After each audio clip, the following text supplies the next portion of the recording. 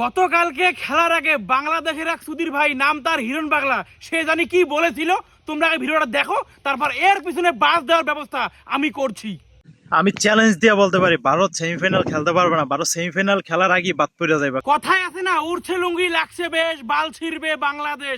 হ্যাঁ বন্ধুরা, যারা যারা মনের কথাটা ঠিক বলেছি তারা প্রত্যেক ভিডিও শেয়ার করে পুরো বাংলাদেশে ভাসিয়ে দাও। মানে এই চুদির ভাইয়ের খেয়ে দেয় কোনো কাজকর্ম নাই। মানে ম্যাচের আগে এই চুদির ভাইয়েরা বাংলাদেশিরা ম্যাচের আগে বহুত বড় বড় বাপ চেঞ্জ করে। মানে আজকে বানায় একে বাপ, কালকে বানায় ওকে বাপ।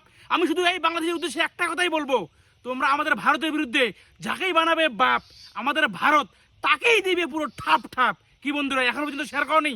অবশ্যই ভিডিও শেয়ার করে পুরো বাংলাদেশে ভাসিয়ে দেবে। এই চুদির ভাই বাংলাদেশিরা ম্যাচ শুরু হওয়ার আগে বলে ইনশাল্লাহ ইনশাল্লাহ ইনশাল্লাহ, এবং ম্যাচ যখন তোমার হচ্ছে মাঝ বরাবর গিয়ে দাঁড়ায়, মানে মাঝখানে গিয়ে, তখন তারা বলে হায় আল্লাহ হায় আল্লাহ হায় আল্লাহ। এবং এবং ম্যাচ শেষে তারা কি বলতো, কি বলে? বাঁচাও আল্লাহ বাঁচাও আল্লাহ বাঁচাও আল্লাহ।